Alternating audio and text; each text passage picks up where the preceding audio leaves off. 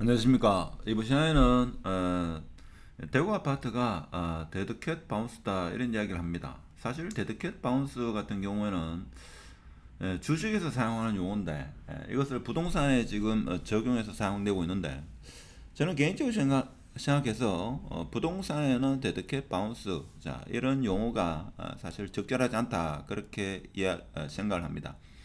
그리고 가짜 상승이다. 뭐 그런 이야기도 하는데 사실 아파트 같은 경우는 항공모함에 이렇게 비유할 수 있죠. 물론 서울, 경기도 같은 경우야 진정한 항공모함이고 대구 광역시는 인구가 뭐 한 240만 이렇게 되기 때문에 뭐 구축함이다. 뭐 이렇게 생각할 수도 있겠습니다만은 제가 볼 때는 그렇게 구분해서 이야기할 수는 없고 일단 부동산은 제가 볼 때는 항공모함이다. 이렇게 봐서는 자, 방향을 약간 틀었죠. 이건 인정할 거는 인정해야 됩니다. 물론 뭐 입주가 지금부터 뭐 5월달, 뭐 4월달부터 해가지고 한 3개월을 걸쳐가지고 만 세대 되죠. 만 세대 가까이 되기 때문에 상당수 어려울 거다. 자 이런 이야기를 하긴 합니다만은 제가 볼 때는 바닥은 찍지 않았나 저는 그런 생각을 하고 거래가 많이 된 아파트 위주로 한번 살펴보도록 하면 일단 입주 물량은 지금 5월 달에 한 2,700 그리고 6월 달에 어디입니까? 3,500, 7,000, 그다음에 8,000, 9,000 한 만 세대 넘죠. 지금부터 8월 달까지 만 세대 넘고 그리고 10월 달에 7,900세대 가장 많은데 자, 이런 상황에서 모두들 연말을 기다렸고 연말이 입주장이 가장 많으니까 그때를 지나봐야 한다. 자, 이렇게 생각했는데 지금 거래량이 생각 외로 많이 일어나고 있죠. 오늘자 지금 거래량으로 봐서는 지금 2월달 거래량을 뛰어넘었죠. 뛰어넘은 지가 지금 며칠 됐는데 하여튼 1842세대입니다. 자, 그런데 지금 아직 5일 남았죠. 그래서 2000세대는 무난하지 않겠나 저는 그렇게 봅니다. 자, 2000세대가 거래됐다 이거죠. 그래서 모두들 기다리는 그 시기는 오지 않는다. 저는 그렇게 생각을 합니다. 물론 대부분 유튜브라든지 언론에서 지금 대구 아파트 끝없는 뭐 하락이다. 내지는 2차 하락이 기다리고 있다. 이런 이야기도 많이 합니다만은 거래가 되지 않아 거래가 되지 않는 그런 아파트 같은 경우에는 이제 거래가 되면 하락폭이 상당히 큰 것처럼 보이지만 지금 거래가 많이 일어나고 있는 이런 단지들 같은 경우는 제가 볼 때는 바닥을 찍지 않았나 저는 그런 생각을 해봅니다. 그래서 지금 거래량을 보면 보통 2월달 평균 거래량이 한 2,300건 되죠. 근데 지금 1,600건 이렇게 거래됐을 때 지금 68%입니다. 그런데 여기 2,000건이 충분히 되지 않겠나 저는 그렇게 생각하고 부동산 지인이 여기 업데이트 되는 게 있죠. 조금 늦습니다. 3월달 제가 2월달 맞이 잘못했고 3월달에 지금 1795시대인데 평균은 2756시대죠. 65%인데 제가 볼 때는 70%는 무난하게 달성하지 않겠나 그런 생각이 듭니다. 그래서 4월달은 3월달보다는 조금 작지만 2월달 수준은 충분히 되지 않겠나 저는 그렇게 생각합니다. 자 그러면 거래가 많이 된 아파트를 한번 살펴보면 22년 12월 달부터 지금 4월 25일까지 거래가 가장 많이 된 아파트는 캐슬 골드 파크입니다. 51건이 거래됐죠. 그 다음에 이편한 세상과 앳들 그리고 삼정, 뭐 하늘채, 수성 하늘채, 르레브 자 이런 순서인데 사실 캐슬 골드 파크는 세대수가 어마무지하죠. 어마무지합니다. 세대수 대비로 봤을 때는 그렇게 많이 되었다 이렇게 볼 수 있고 볼 수가 없고 이 편한 세상이 지금 가장 많이 되었고 그 다음에 버머 에얼린의 뜰입니다. 그 다음에 만촌 삼정 요 세 개에 대해서만 한번 살펴보도록 하겠습니다. 일단은 요 세 개의 흐름을 보면 어느 정도 수성구의 흐름은 방향은 나오지 않겠나 이런 생각이 들죠. 자 그러면 지금 보면 먼저 어디부터 볼까요? 보면 수성구에서 많이 거래된 아파트 지금 보면 이 편의세상이 거래가 많이 됐죠. 자, 이 편의세상 거래량을 보면 지금 거래가 많이 이루어졌는데 매매만 보겠습니다. 자, 매매만 봐서는 지금 자 1월 달에는 5억대 6억대가 혼재되어 있었고, 자 2월 달은 대체적으로 5억대가 많았고 6억 7천은 특수한 경우죠. 이게 리모델링이 많이 된 걸로 알고 있는데, 자 그런 상황이고, 3월 달 초중순까지만 하더라도 5억대 있었는데 이제 6억대로 돌아서 딱 하는 겁니다. 그렇죠? 일단은 뭐 인정할 부분은 조금은 인정해야 되지 않겠나. 물론 제가 이런 이야기 하면 대부분 사람이 지금 폭락을 외치는데, 제 혼자 이런 이야기 하면 제가 욕을 얻어먹을 수도 있겠습니다만은 현실이죠. 현실입니다. 한 3천, 2천에서 5천 정도 상승했다 하는 게 제가 볼 때는 맞습니다. 데이터로 봐서도 그렇고. 자, 그 다음에 많이 거래되는 아파트가 앱들이죠. 앱들도 거래가 많이 이루어졌습니다. 그럼 앱들을 보면 지금 거래가액이, 이건 직거래는 뺍시다. 직거래는 빼고 나머지 가격대를 보면, 자 12월달 1층 요것도 빼고, 자 7억대 거래되다가요 8억대 안에 있었고 7억대, 그리고 지금 8억대에 거래가 되고 있죠. 자 이런 걸로 봐서는 일단은 가격이 소폭 상승했다 하는 것을 알 수 있고, 자 이 가격대를 보고 네이버 매물에 현장에 전화해 가지고 이 가격대 매물을 주십시오라면 매물이 없을 겁니다. 물론 지금 거래가 이루어지지 않은 그런 아파트 같은 경우에는 거래가 이루어지면 최고점 대비 마이너스 40%, 30%, 40%는 여전합니다. 그렇지만 제가 볼 때는 거래가 많이 이루어진 아파트, 자 만촌 3정도 한번 보도록 하겠습니다.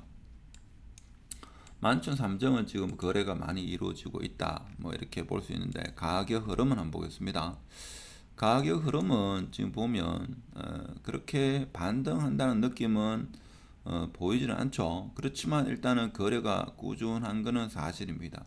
자 이렇게 되면 급매 초급매가 다 소진이 되고 나면 이제 매도자 중에서 급한 사람이 있느냐 아니면 매수자 중에서 급한 사람이 있느냐에 따라 가지고 이 가격 흐름이 결정이 되겠죠.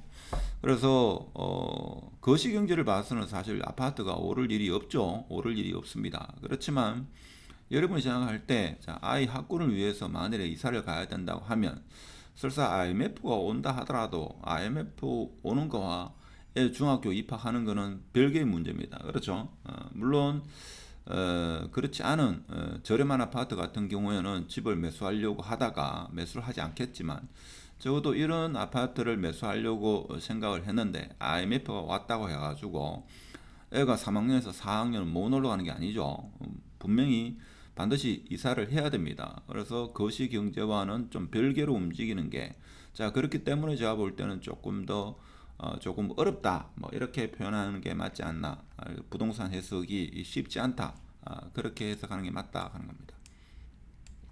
제가 지금 거래가 많이 된 아파트는 그러한 흐름을 보입니다만은, 같은 만촌 3정이라 하더라도 화성파크 3차죠. 자 여기는 지금 거래가 많이 이루어진 게 그래도 12월 달, 3월 달 거래가 조금 이루어지긴 했습니다만 아직까지는 반등이라고 보기에는 조금 어려운 면이 있죠. 왜 그런가 하면 이게 거래가 많이 이루어져야지만 급매 초급매가 팔리고 그 다음 매물이 이제 팔리면 반등이 일어나는 건데, 지금 현재로 봐서는 반등을 말하기에는 조금 이런 면이 있죠. 이런 면이 있습니다.